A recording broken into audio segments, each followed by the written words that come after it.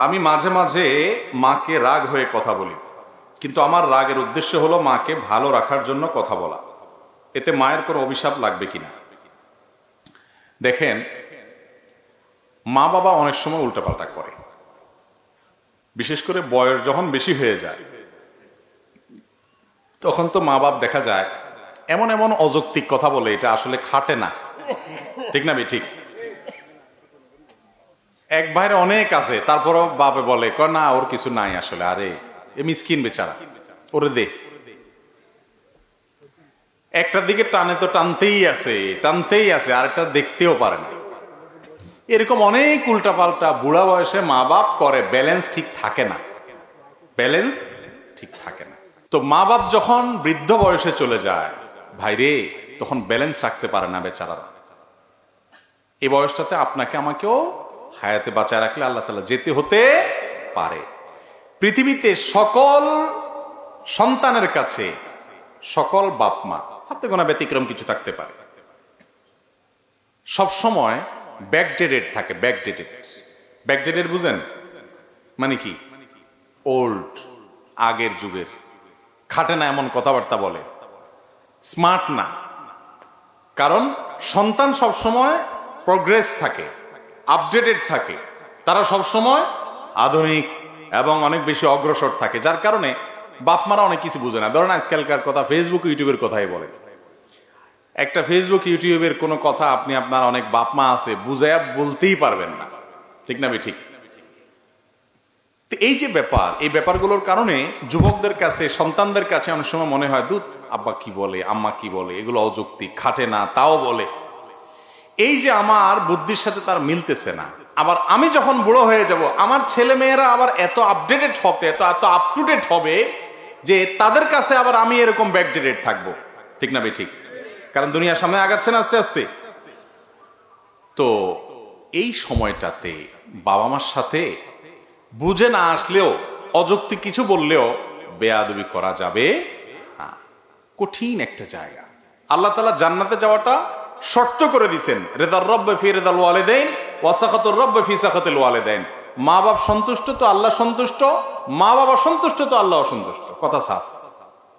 তুমি নামাজ পড়তে পড়তে কপালে সিল লাগাই ফেলছো, কিন্তু তোমার মা বাবা তোমার উপরে সন্তুষ্ট না, তোমার আচরণে তারা কষ্ট পায়, তাহলে তোমার জান্নাতে যাওয়ার কোনো পথ খোলা নেই। নবী করিম সাল্লাল্লাহু আলাইহি ওয়াসাল্লাম স্পষ্ট বলেছেন, তারাই তোমার জান্নাতের দুয়ার, মা বাবাই তোমার জান্নাতে যাওয়ার দুয়ার। যদি তাদের কথা অযৌক্তিক মনে হয়, তুমি রাগ করে ঝাড়ি দিয়ে বেয়াদবি করে তাদের সাথে কথা বলার অধিকার নাই। এখন কথা হলো, অনেক সময় তারা উল্টাপাল্টা করেন, একটু তাদের ভালোর জন্য তাদেরকে বকা দেওয়া লাগে, ভালোর জন্য বকা দেওয়া লাগে।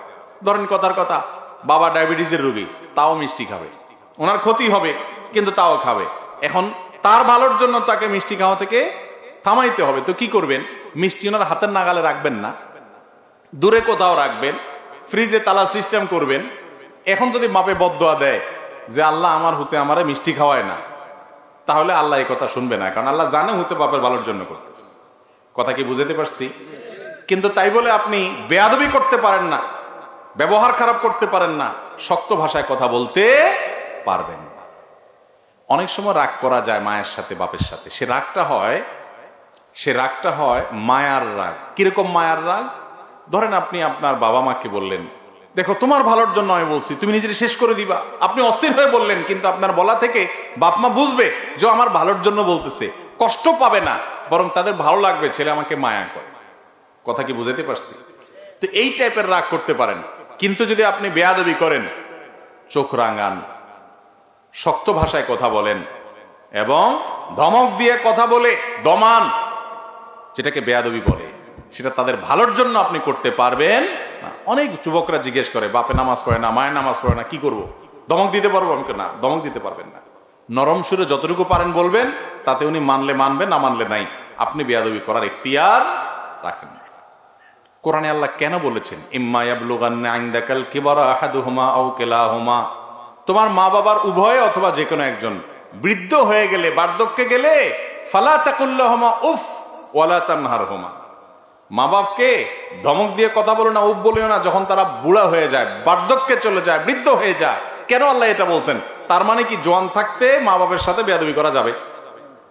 কি বলেন? আল্লাহ বলছেন যখন বার্ধক্যে পৌঁছায় তখন উপ বলিও না, ধমক দিও না। তাহলে এর মানে উল্টাটা কি বোঝা যায়? বার্ধক্য যতদিন পৌঁছাবে না ততদিন পর্যন্ত কি করতে পারো? ধমক দিয়ে কথা বলতে পারো। আসলে কি তাই? কেন? তার কারণ হলো আল্লাহ রাব্বুল আলামিন বার্ধক্যের কথাটা এই জন্য বলেছেন, আল্লাহ জানেন জোয়ান বয়সে ছেলে মেয়েরা বাপ মার সাথে বেয়াদবি সাধারণত করে না। কারণ যদি করে কানটা মলে ঘরের থেকে বাইর করে দেওয়ার ক্ষমতা ওই বেটার আছে, বাপের জোয়ান বয়স আছে এখন, ঠিক না বে ঠিক? যখন বেচারা রিটায়ারমেন্টে চলে যায়, উপার্জন বন্ধ হয়ে যায়, কোনো পথ থাকে না, ছেলেদের উপরে ডিপেন্ডেন্ট থাকে, ওই টাইমটাতে ছেলেরা বেয়াদবি করার ভয়টা থাকে, যেহেতু তাদের খায়।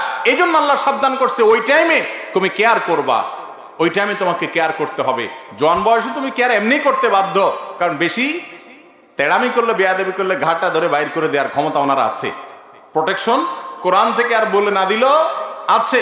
এই জন্য বার্ধক্যের কথা আল্লাহ বলেছে। এই জন্য বাবা মার সাথে কখনো রুক্ষ আচরণ করা যাবে না, যত যাই হোক।